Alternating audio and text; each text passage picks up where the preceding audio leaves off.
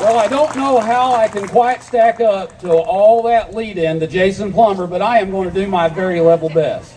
I want to thank you all for being here today.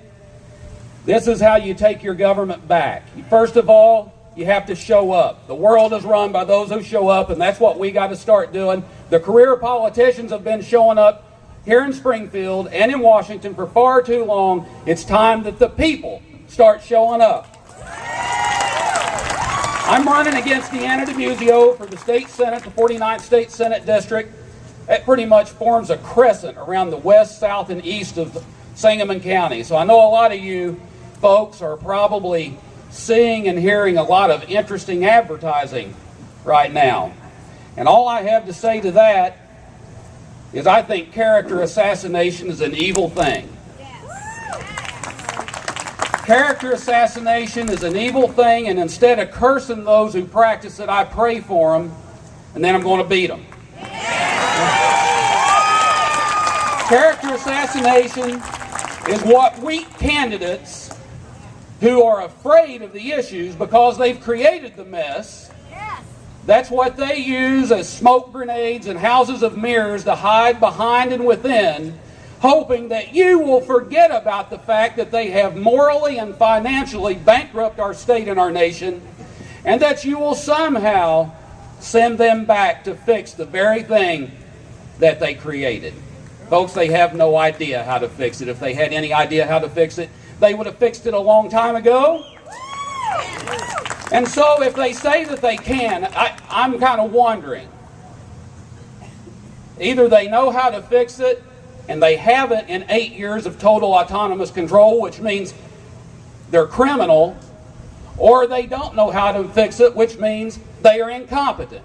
So which one is it? Maybe a little bit of both. Folks, I'll tell you what, my 49th district, my beautiful 49th district, is a wide district across this state.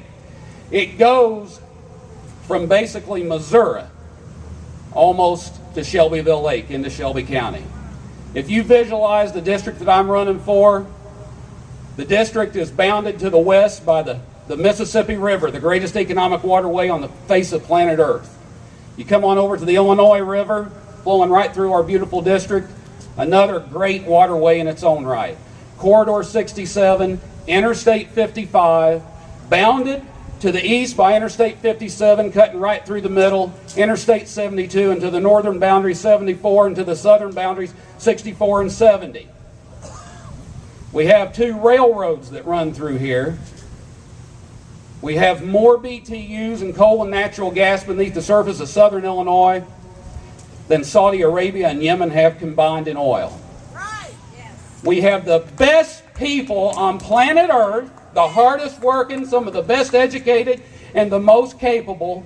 We are the crossroads of the industrialized Western Hemisphere, and somehow or another, the career politicians here in Springfield have managed to screw that up. Folks, it's time we go back, go there, take our country back, take our state back, because they haven't a clue.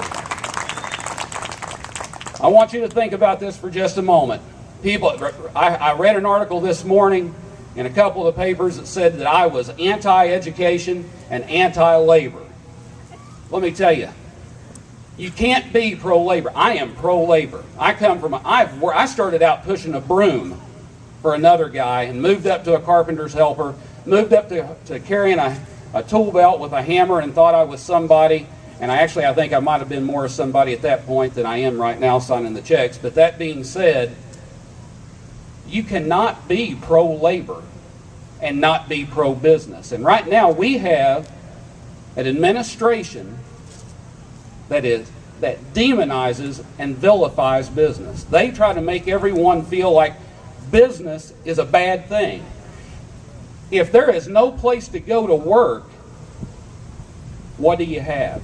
There's another word for business. That other word is employer. If you don't have any employers, you don't have any employees, and when that happens, society crumbles. Yes.